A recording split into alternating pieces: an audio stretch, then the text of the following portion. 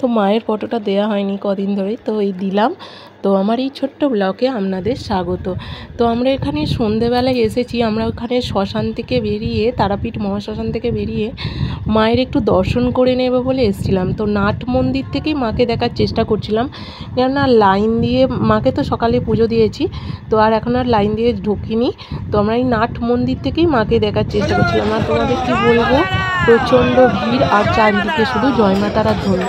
তো আমরা একটু প্রসাদও খেয়ে নিয়েছিলাম। আর এখানে দেখো আমরা থেকে বেরিয়ে তারপর আমরা একটু বাইরের খাবারও খেয়ে নিলাম। তো তাড়াতাড়ি রুমে যাব, কেন কালকে ভোরের ট্রেন। তো এই যে আমরা ভোরবেলা বেরিয়ে পড়েছি।